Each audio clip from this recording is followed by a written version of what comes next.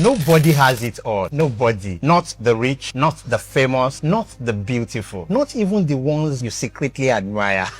And until you understand this, you will keep feeling small in a world where you are already complete in your own way. Okay, let me tell you a story. Some years back, children of a humble pastor were attending a private school in Ibadan. Their father was not rich in money, but he was rich in culture, experience, and simplicity. He would take them to the mountain for prayers, show them trees, teach them hunting, buy them bushmeat, let them roasted eyoko, and tell them stories about nature and life. In the same school, there was a boy from a wealthy home. His father had money, real money. Holiday meant flights, not buses. London trips, not village visits. Fine restaurants, not roadside roasting. One day after resumption, children started doing what children always do. They began to compare holidays. The rich boy proudly told one of the pastor's daughter how his father took them to London. He spoke about flying in an airplane, visit sea life aquarium, Thames launch cruise, beautiful places. Then he asked her with that childish pride, "Has your own daddy taken you to London before?" You know now, you already know that tone. The girl stood there quietly, already shrinking, already feeling less. But her sister, who had been listening, stepped in. She looked at the boy and asked calmly, "Have you ever been to Orioke Ebioki? Have you climbed Orioke Erio?" The boy froze. She continued, "Have you seen Igi Iroko before? Have you ever seen Eye Odidere, Eye Awoko? Have you eaten Eroya or Kere?" Then she began to describe these things like treasures. The mountain, the trees, the birds, the taste of bushmeat.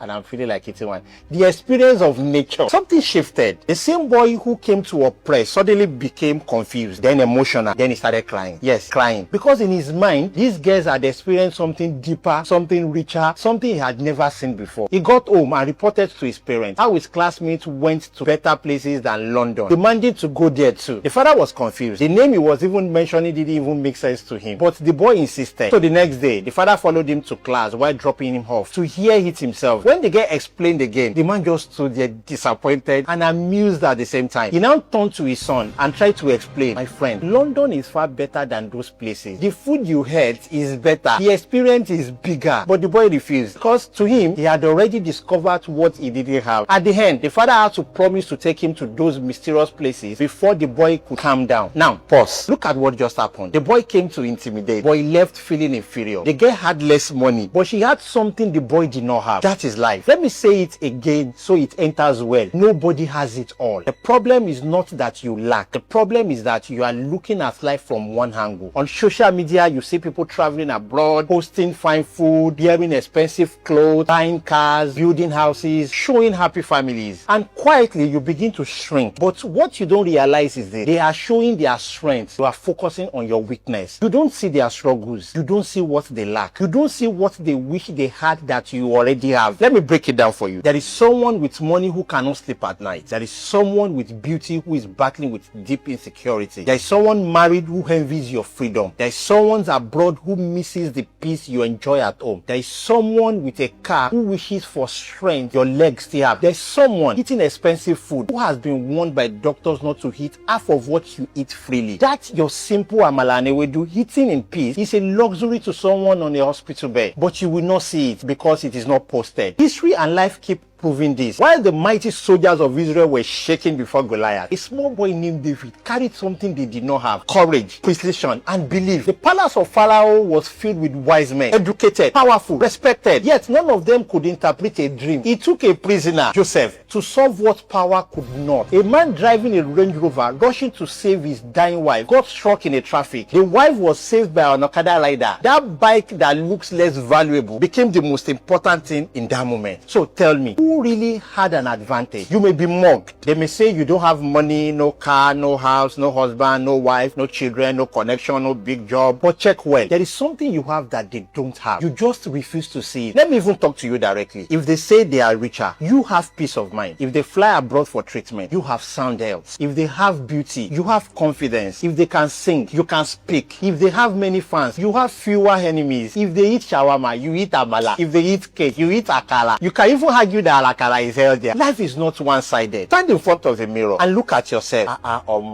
Not with criticism, not with comparison, but with understanding. Look at how far you have come. Look at the dangers you have escaped. Look at the battles you have survived. Look at the strengths that you carry. There are people better than you that did not make it this far. Yet here you are, still standing. Look at people like Kobam Sissoko, blind. Yet his name echoes across the world through his gift. Look at Nick Vujicic, no arms, no legs. Yet he stands on global stage, inspiring millions. They did not wait to have everything. They maximized what they had. That is the message. Stop waiting to have it all before you value yourself. Use what you have. Celebrate what you have. Grow what you have. Because the person you admire is also lacking something you already possess. I am proud of the little I have. You should be too. Because that little you are ignoring may be someone else's prayer point. If this content makes sense to you, please share. My name is Betawale.